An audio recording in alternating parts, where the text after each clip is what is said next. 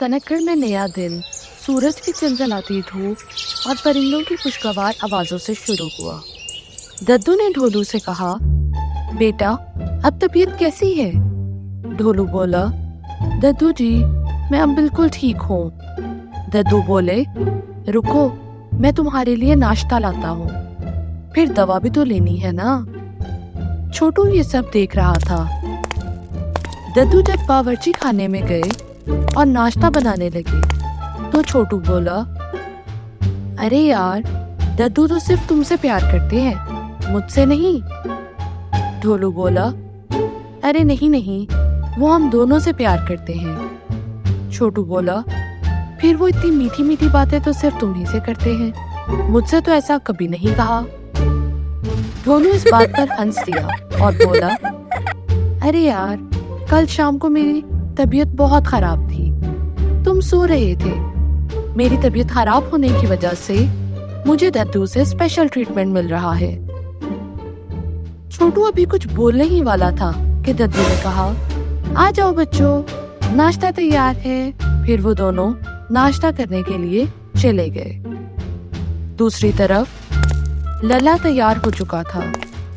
वो यूनिफॉर्म पहनकर आ गया और दद्दू के घर पर दस्तक दी। दद्दू ने दरवाजा खोला तो लल्ला बोला, दद्दू जी, मैं छोटू और ढोलू को लेने आया हूँ स्कूल के लिए। दद्दू बोले, ले जाओ ले जाओ, मगर बेटा मेरे ढोलू का ख्याल रखना, वो जरा बीमार है। छोटू का दद्दू का बर्ताव कुछ अच्छा ना लगा, मगर वो कुछ ना बोला। फिर छोटू, ढोलू और लल्ला स्कूल की तरफ चले गए। स्कूल की घंटी बजी। मास्टरनी जी ने पढ़ाना शुरू किया। उन्होंने किताब खोली। ढोलू बोला, मास्टरनी जी, मुझे कल के लेक्चर में कुछ समझ नहीं आया, मुझे आपसे एक क्वेश्चन पूछना है। मास्टरनी जी बोली, हाँ हाँ, क्यों नहीं बेटा, पूछो पूछो। ढोलू उठकर मास्टरनी जी के पास चला गया और क्वेश्चन पूछने लगा। मास्टरनी जी उसको समझाने लगी और बताने लगी। छोटू ने देखा कि ढोलू एक बार फिर से सेंटर ऑफ अटेंशन बना हुआ है। घर में दद्दू उसको प्यार करते हैं तो स्कूल में मास्टरनी जी। स्कूल से छुट्टी हुई। बच्चे खेलने के लिए मैदान में चले गए। वो लोग फुटबॉल खेल रहे थे। ढोलू ने गोल किया। सब लोग उसके लिए तालियां बजाने लगे। ये क्या, एक और गोल? और फिर देखते ही देखते हाफ टाइम से पहले ढोलू ने 3 गोल किए। सब बच्चे उसके लिए तालियां बजा रहे थे। लल्ला ने कहा, ढोलू, तुम कैसे खेल लेते हो, वो भी इतनी कमाल महारत से? ढोलू हंस दिया। बाबू बोला, ढोलू, मुझे भी तुमसे सीखना है। सब बच्चे ढोलू को घेर कर खड़े हो गए। छोटू अकेला रह गया। उसने दिल ही दिल में सोचा, अरे यार, ये तो मैग्नेट की तरह है, जहां जाता है लोग इसकी तरफ खींचते हैं। आखिर कौन सी मैग्नेटिक फील्ड है इसके पास? छोटू ये नहीं जानता था कि वो अपने ही भाई से जेलस हो रहा है, और ये जेलसी कितनी खतरनाक हो सकती है, इसका अंदाजा खुद छोटू को भी नहीं था। बच्चों, बहुत हो गया फुटबॉल, चलो बब्बन चचा की दुकान पर चलते हैं, वहां से मिठाई खाएंगे। सब बच्चे मिलकर बब्बन की दुकान की तरफ चल दिए। ढोलू ने छोटू से पूछा, अरे भाई, आज तुम कुछ चुप चुप लग रहे हो, क्या हुआ है? छोटू बोला, आज मैं तुम्हें जो सुन रहा हूँ इसलिए चुप हूँ। इस बात पर सब बच्चे हंस दिए। बब्बन की दुकान आ चुकी थी। बब्बन ने सब बच्चों को मिठाई दी। बच्चे मिठाई खाने में मसरूफ हो गए तो लल्ला बोला, बाबा, आपको पता है ढोलू बहुत अच्छा फुटबॉल प्लेयर है, वो तो हमारे सनतगढ़ का रोनाल्डो है। उसकी बात सुनकर सब लोग हंसने लगे। फिर बब्बन बोला, अरे ढोलू, तुम सब कुछ मैनेज कैसे करते हो? पढ़ाई में भी तुम इतने अच्छे हो, पोजीशन होल्डर हो, और स्पोर्ट्स में भी। ढोलू ने कहा, बस चचा, कर ही लेता हूँ सब कुछ। सब लोग ढोलू से बातों में मसरूफ थे और उसका टाइम टेबल डिस्कस कर रहे थे, और यहाँ छोटू का दिल जल रहा था। वो सोच रहा था कि ऐसा क्या किया जाए कि ढोलू के हिस्से की अटेंशन मुझे मिले। अभी वो बातों में मसरूफ ही थे कि दद्दू आ गए और बोले, बच्चों, तुम लोग अभी तक घर नहीं आए। मुझे फिक्र हो रही थी। मैंने सुबह कहा था कि ढोलू का ख्याल रखना। लल्ला बोला, दद्दू जी, अब आपका ढोलू बिल्कुल ठीक है। हम सब उसका ख्याल रख रहे हैं। दद्दू ने ढोलू की तरफ देखा तो वो कुछ पुरसुकून हो गए। लल्ला बोला, इस बीमार ने हाफ टाइम से पहले 3 गोल किए हैं। अगर ये लड़का बीमार ना होता और हेल्दी होता तो वो ये क्या करता, मैं तो सिर्फ सोच ही सकता हूँ। इस बात पर सब लोग हंस पड़े। छोटू की जेलसी की पीक क्रॉस हो गई और वो गुस्से से उठा और वापस जाने लगा। अचानक कीचड़ से उसका पांव फिसला और वो गिर पड़ा। वो लोग जो ढोलू के गिर्द दायरा बनाए खड़े थे, वो अचानक छोटू की तरफ मतवज्जा हो गए। दद्दू ने उसको खड़ा किया। उसे चला नहीं जा रहा था। फिर बब्बन और दद्दू मिलकर उसको घर लाए। दद्दू ने उसके पांव पर पट्टी की। बब्बन उसके लिए लड्डू लाया। ढोलू उसको जूस पिला रहा था। छोटू ने सोचा, वाह, ये तो अच्छा हो गया। अच्छा नहीं बल्कि कमाल हो गया। सब लोग मुझसे प्यार कर रहे हैं। अब मैं सेंटर ऑफ अटेंशन हूँ। फाइनली। इतने में दद्दू ने दवा को छोटू को पिलाया।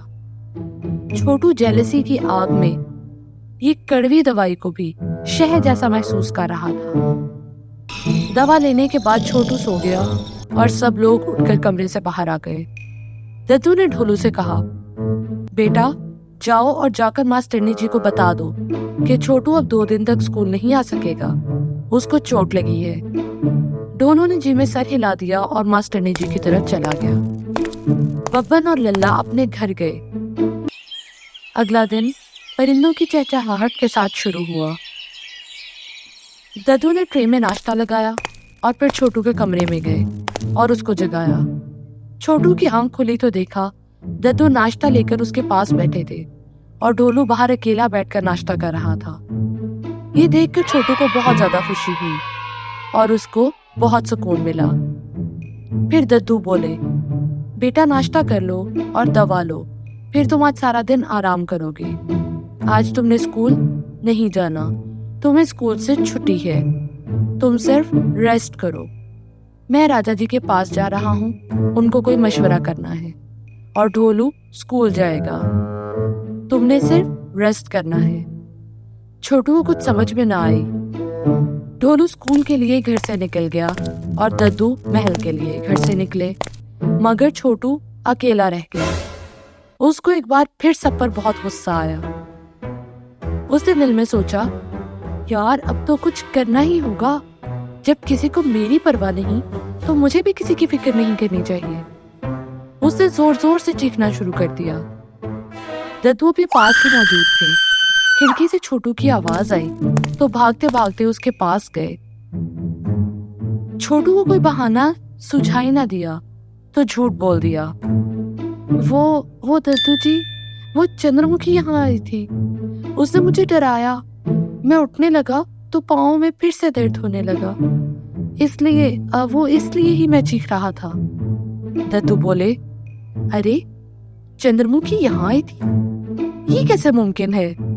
उसको तो राजा जी ने सनकगढ़ से निकाल दिया था, तभी तो वो काली पहाड़ी पर रहती है। छोटू ढीठ बनकर बोलने लगा, दद्दू, वो चंद्रमुखी ही थी। मुझे पूरा यकीन है। उसने मुझे बहुत धमकाया। वो मुझे जबरदस्ती यहाँ से ले जाने की कोशिश कर रही थी।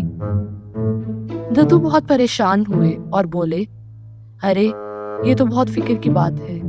आज मैं महल नहीं जा रहा। मैं तुम्हारे पास रहूंगा। तुम बेफिक्र होकर आराम करो। अब दद्दू उसके पास बैठ गए। छोटू बहुत खुश था। उसने सोचा, वाओ, छोटा सा झूठ और दद्दू का वक्त मेरा। खिड़की के पास दरख्त पर चंद्रमुखी का कौवा था। उसने सारी कहानी सुन ली थी। अब वो उड़ता हुआ काली पहाड़ी पर गया और ये दास्तान चंद्रमुखी को सुनाई। उसने सुना तो उसको भी बहुत गुस्सा आया। वो बोली, अरे कितना शैतान लड़का है ये, इल्जाम लगाता है मुझ पर, इसको तो मैं देख लूंगी। अगला दिन सूरज की रोशनी से शुरू हुआ। अब छोटू का पाँव पहले से बहुत बेहतर था। वो लोग मिलकर खेलने चले गए। मैदान में लल्ला और बाबू पहले से खेल रहे थे। छोटू और ढोलू को देखकर वो बहुत खुश हुए। दोनों ने छोटू से उसके पाँव का हाल पूछा। छोटू इस स्पेशल ट्रीटमेंट पे बहुत खुश था। गेम स्टार्ट हो गई। ढोलू, लल्ला और बाबू फुटबॉल खेल रहे थे और छोटू मैदान में बैठकर उनकी गेम देख सकता था, क्योंकि उसका पाँव भी पूरी तरह से ठीक नहीं हुआ था। उसने देखा ढोलू फिर से गोल पे गोल कर रहा है और लल्ला और बाबू उसके लिए तालियां बजा रहे हैं। उसके दिल में फिर से जेलसी ने एक बार डेरा जमा लिया और वो रोने लगा और जोर जोर से चीखें मारने लगा। सब बच्चे भागते हुए उसके पास आए, उससे वजह पूछी। उसने फिर से वही झूठ बोल दिया। अरे अरे पता है, यहाँ चंद्रमुखी आई थी, वो मुझे डरा रही थी, वो मुझे जबरदस्ती काली पहाड़ी पर ले जाना चाहती थी। उसकी बात सुनकर सब लोग हैरान रह गए और उससे पूछने लगे, अच्छा क्या कहा उसने, वो तुम्हें कैसे डरा रही थी, वगैरह वगैरह। छोटू बड़े मजे से झूठ बोलता रहा। उसके लिए यही काफी था कि वो अटेंशन सीकर है और उसे अटेंशन मिल रही है। दरख्त पर बैठा कौवा सब कुछ सुन रहा था। वो उड़ता हुआ चंद्रमुखी के पास गया और उसको सारी कहानी सुनाई। चंद्रमुखी के गुस्से की इंतहा न रही। उसने जोरदार चीख मारी और बोली, अब तो इस छोटे लड़के को सबक सिखाना ही होगा। वो फौरन सनकगढ़ पहुंची। देखा बच्चे अपने घरों को जा रहे हैं। छोटू सबसे पीछे था। वो फौरन उसके पास गई और बोली, छोटू मियाँ, तुम्हें मुझसे मिलने का बहुत शौक था, इसलिए तो तुम झूठ बोल रहे थे। चलो आज मैं तुमसे मिलने खुद ही आ गई। आओ मैं तुम्हें काली पहाड़ी पर ले चलूं। ये बात सुनकर छोटू का दिमाग भग से उड़ गया। उसने शोर मचाना शुरू कर दिया, बचाओ बचाओ, सब लोग मेरी मदद करो, मेरी मदद करो। उसकी आवाजें सुनकर सब लोग घरों से निकल आए और उसकी मदद को पहुंचे। देखा तो छोटू रो रहा था। चंद्रमुखी बोली, अब बोलो मियाँ, ले चलूं क्या तुम्हें? ये सुनकर छोटू ने कहा, माफ कर दो, मुझे माफ कर दो, मैं झूठ बोलता रहा हूँ। आज से पहले चंद्रमुखी मुझसे कभी मिलने नहीं आई और उसने मुझे कभी परेशान नहीं किया। मैं सबसे झूठ बोलता रहा हूँ। दद्दू बोले, अरे तुमने ऐसा किया क्यों? छोटू बोला, दद्दू, पूरा सनकगढ़ सिर्फ ढोलू को अटेंशन दे रहा था। मैं जेलस हो गया था। मैं चाहता था कि वो अटेंशन मुझे मिले, जिसका हकदार ढोलू था। मैंने झूठ बोला, अपने भाई से जेलस हुआ। चंद्रमुखी बोली, अरे ये तुम लोगों का मसला है, खुद निपटाओ इसे। मैं तो चली यहाँ से। मैं तो सिर्फ झूठ और सच में फर्क दिखाना चाहती थी। छोटू ने सबसे माफी मांगी और उसको अपनी गलती का एहसास हो गया।